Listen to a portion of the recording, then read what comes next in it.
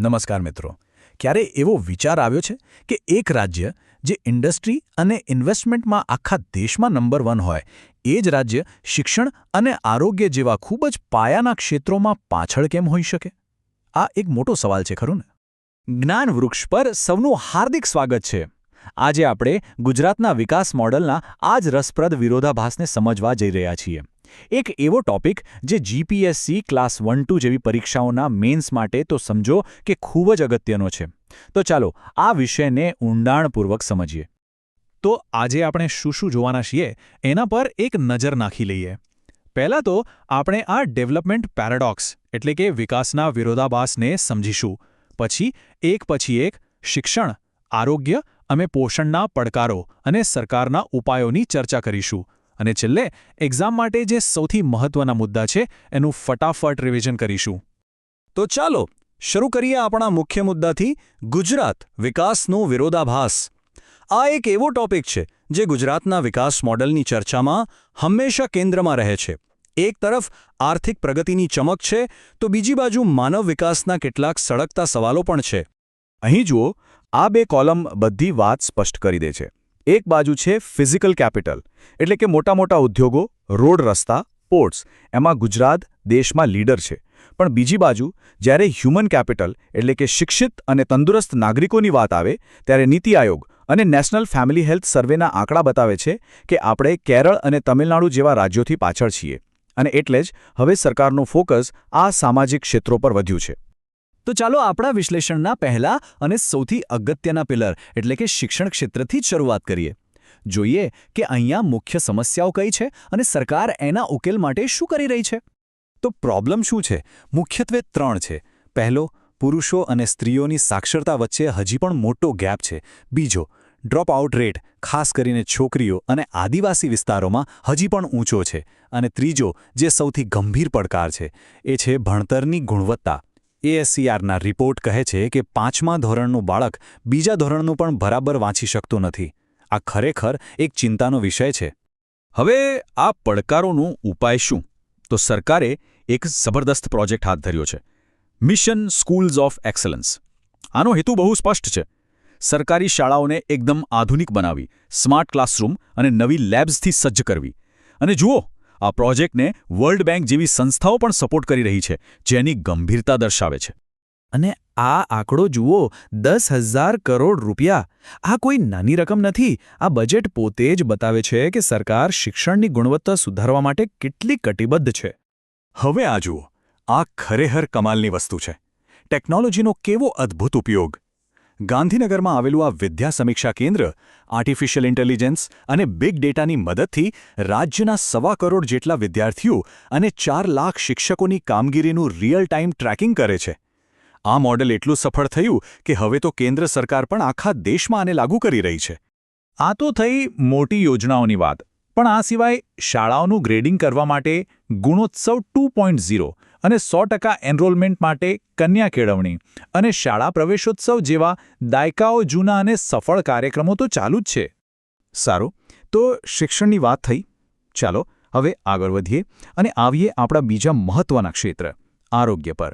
જોઈએ કે હેલ્થ સેક્ટરમાં શું સ્થિતિ છે. જુઓ, માતા મૃત્યુદર અને બાળ મૃત્યુદર ઘટાડવામાં ગુજરાતે ઘણું સારું કામ કર્યું છે. એમાં કોઈ બેમત નથી. પણ હવે 2 નવા અને મોટા પડકારો સામે આવી રહ્યા છે. એક, ગામડાઓમાં સ્પેશિયાલિસ્ટ ડોક્ટરો મળતા નથી. અને બીજું, આપણી બદલાતી લાઇફસ્ટાઇલને કારણે ડાયાબિટીઝ, કેન્સર અને હાર્ટ ડિસીઝ જેવા બિનચેપી રોગો એટલે કે એનસીડીઝ ખૂબ જ ઝડપથી વધી રહ્યા છે. તો આ પડકારો સામે સરકારનું સૌથી મોટું હથિયાર કયું? એ છે PMJAYMA યોજના. આને એક રીતે ગરીબ અને મધ્યમ વર્ગ માટેનું આરોગ્ય સુરક્ષા કવચ કહી શકાય. આ યોજના હેઠળ લાભાર્થી પરિવારો રાજ્યની મોટામાં મોટી ખાનગી હોસ્પિટલમાં પણ મફત સારવાર મેળવી શકે છે. અને હા, આ આંકડો ખાસ નોટ કરી લેજો, પ્રિલિમ્સ માટે ખૂબ જ અગત્યનો છે. પહેલા આ યોજનામાં 5 લાખ રૂપિયાનું કવર મળતું હતું, જે હવે વધારીને સીધું ડબલ એટલે કે 10 લાખ રૂપિયા કરી દેવામાં આવ્યું છે. માતા અને બાળ મૃત્યુદર ઘટાડવા માટે સરકારે કેવી સરસ સિસ્ટમ બનાવી છે જુઓ. એક પછી એક કડીઓ જોડાયેલી છે. પહેલાં, ગરીબ માતાની પ્રસૂતિ ખાનગી હોસ્પિટલમાં પણ મફત થાય એ માટે ચિરંજીવી યોજના. કોઈ ઇમરજન્સી હોય તો 108 સેવા હાજર જ છે.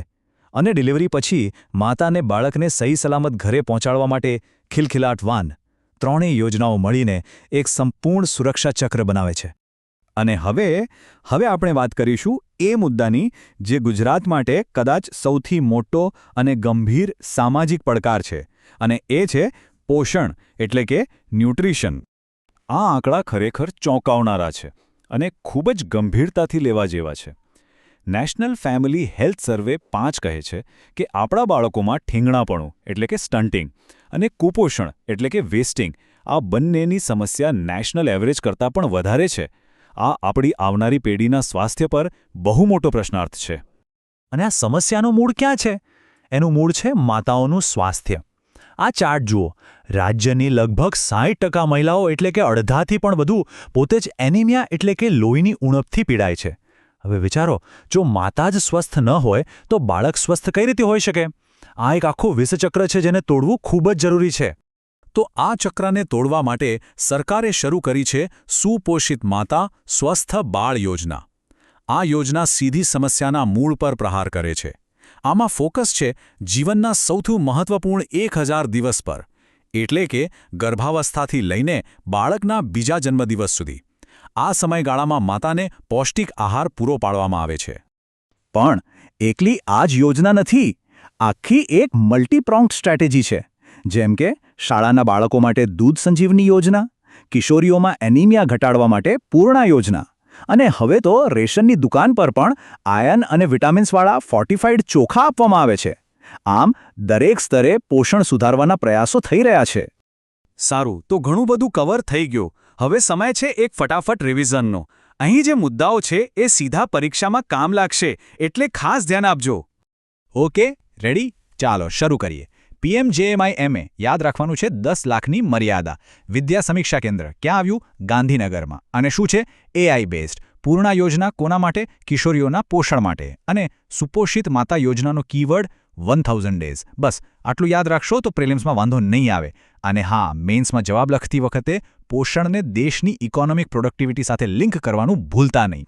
અને છેલ્લે મેઇન્સના જવાબના અંતમાં આ એક વાક્ય લખશો તો બહુ જ સારી ઇમ્પ્રેશન પડશે કે ગુજરાત પાસે જે યુવા શક્તિરૂપી ડેમોગ્રાફિક ડિવિડન્ડ છે એનો સાચો ફાયદો ત્યારે જ ઉઠાવી શકાશે જ્યારે આપણા યુવાનો શારીરિક અને માનસિક રીતે સક્ષમ હશે. આ જ તો સર્વસમાવેશક વિકાસ છે. તો મિત્રો, આ હતું ગુજરાતના સામાજિક ક્ષેત્રોનું એક ઊંડાણપૂર્વકનું વિશ્લેષણ. આશા છે કે પરીક્ષાની તૈયારીમાં આ માહિતી ખૂબ જ ઉપયોગી સાબિત થશે. જો કંઈક નવું શીખવા મળ્યું હોય તો લાઇક અને શેર જરૂર કરજો. અને આપણી જ્ઞાન વૃક્ષ ચેનલને સબસ્ક્રાઇબ કરવાનું ભૂલતા નહીં. કોઈ પણ સવાલ હોય તો નીચે કોમેન્ટ બોક્સમાં જરૂર પૂછજો. ફરી મળીશું એક નવા વિષય સાથે. જય હિન્દ.